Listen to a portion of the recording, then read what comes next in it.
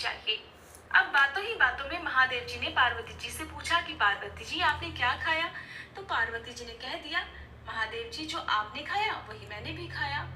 क्योंकि माँ ने सीख दी थी, इसलिए देवी पार्वती ने उन्हें वही बताया जो माँ ने कहा था।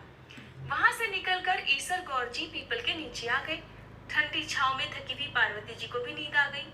तब ईसर जी ने पार्वती जी के पेट की ढकड़ी खोलकर देखा तो जला हुआ बाटिया और बथुआ की पेटी और थोड़े से पानी के साथ वहां पड़ी हुई थी। ईसर जी ने ढकनी वापस रख दी। पार्वती जी जब जागी तो ईसर जी ने पूछा, गौरा क्या क्या जीवा?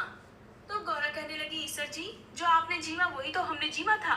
तो ईसर जी कहने लगे, देवी सच सच बोलो। तो गौरादे कहने लगी, रसोई में माँ भेद थोड़ी करेगी, जो आपको दिया वही मुझे भी दिया। तब ईसर जी बोले, देखो गौरादे, तुम्हारे पेट में तो मैंने जला हुआ बाटिया और बथुआ की पेंदी के साथ साथ थोड़ा सा जल भी देखा।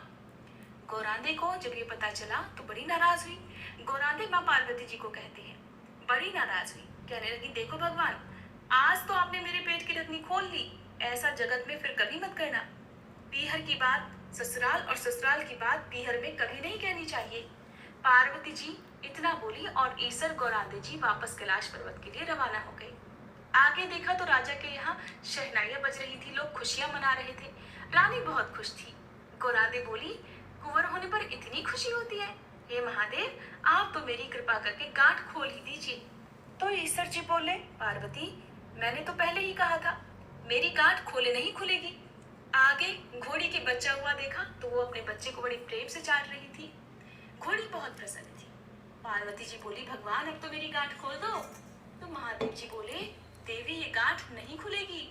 कुछ आगे चले तो गाय अपने बछड़े को बड़े प्रेम से चाट रही थी और बहुत खुश हो रही थी।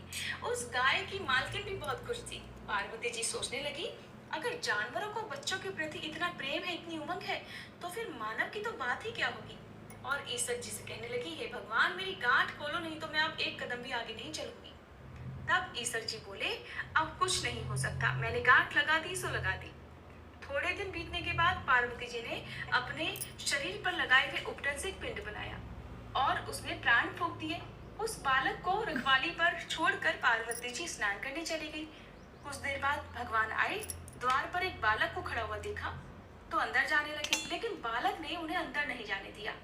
तब भगवान पूछने लगे, रे बालक, तू है कौन? बालक बोला, मैं पार्वती का पुत्र हूँ। अब भगवान सोचने लगे, ये पुत्र आखिरकार कहाँ से आ गया? हमारा तो कोई पुत्र ही नहीं है।